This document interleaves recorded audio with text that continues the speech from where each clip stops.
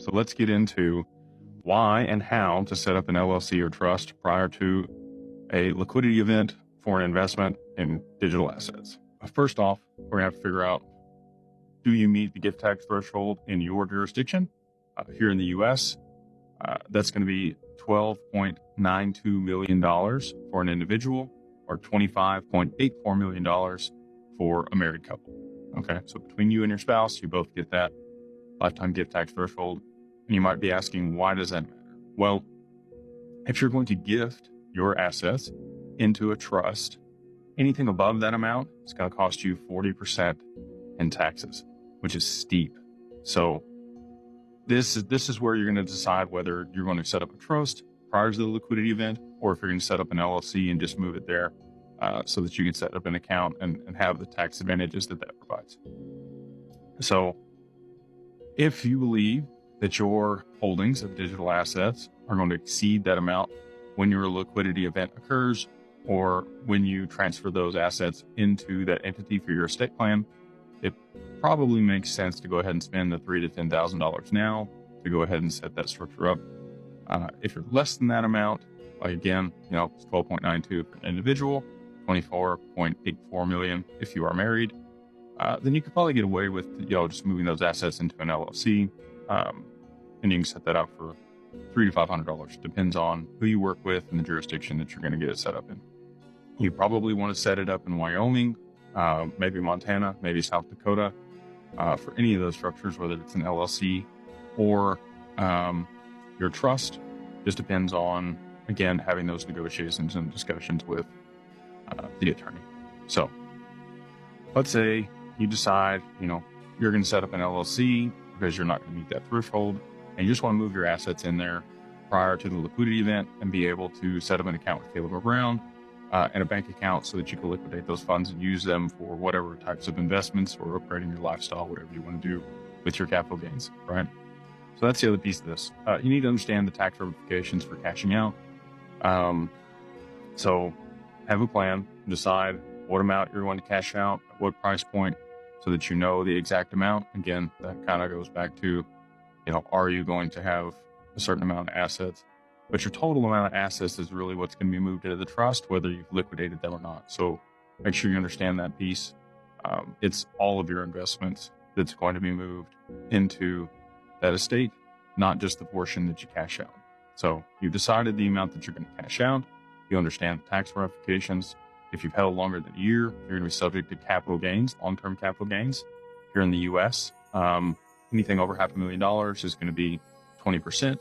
If you haven't held your investment for at least a year, then you're going to be subject to normal income tax on that investment when you cash out short-term capital gains.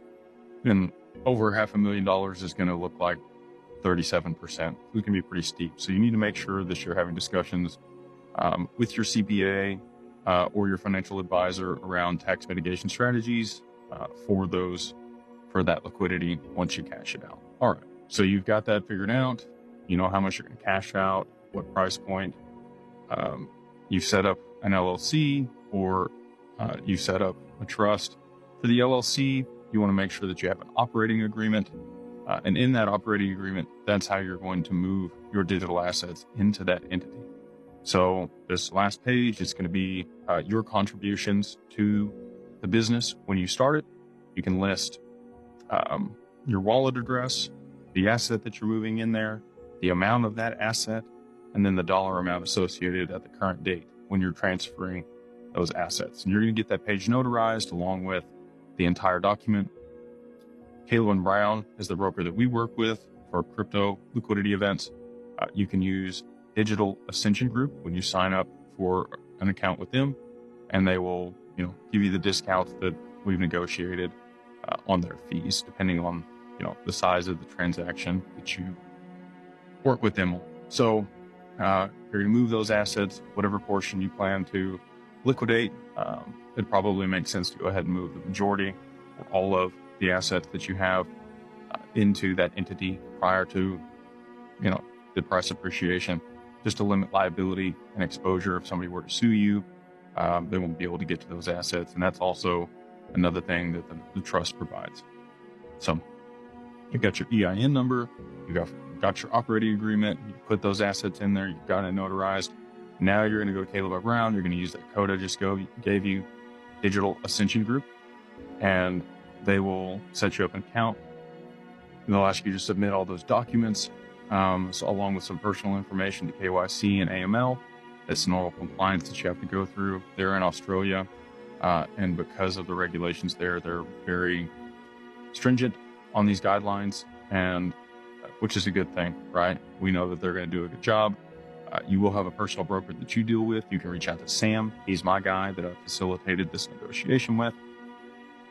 It's going to take 24 to 48 hours for them to go through and approve your account. During that time, you can go set up your bank account that you're going to tie to Caleb Brown for the liquidity event, or to remove your assets from their platform via wire transfer when the time comes. You'll go set up the account with them. You have to provide the EIN. You have to provide some other documentation, some personal information. Again, just like for any other bank account. And while you're there, you want to have discussions with them about what the bank account is going to be used for, and the amount of capital that's going to be moving into that account when you liquidate those funds, and where the funds came from and all those things. Because if you don't, then, well, and also don't say that you trade crypto. It's going to flag them immediately anyway. So just say it's an investment account. It's for investments that you make, private investments, and also investments in the stock market, and you'll be liquidating some capital and gains from those accounts into that bank account, and let them know the amount that you plan on, using Caleb Brown for to liquidate to that bank account. That way they don't flag you. I see a lot of times people don't have these conversations beforehand, and their funds end up getting frozen, or they tell them, it's going to be, I'm in crypto and I trade crypto. It's still kind of taboo. So you want to make sure that when you're having that conversation, you don't disclose that. Even though when you file your operating agreement, that is definitely what you want to put in there, is that this business is in the business of trading crypto, because then you get the tax benefits of that. Once you set up the bank account, obviously you're going to have to go back to Caleb Brown and put it on their platform so that it's connected and they know where to send the money when you do have the liquidity event. We appreciate all of you, and we'll see you on the next one.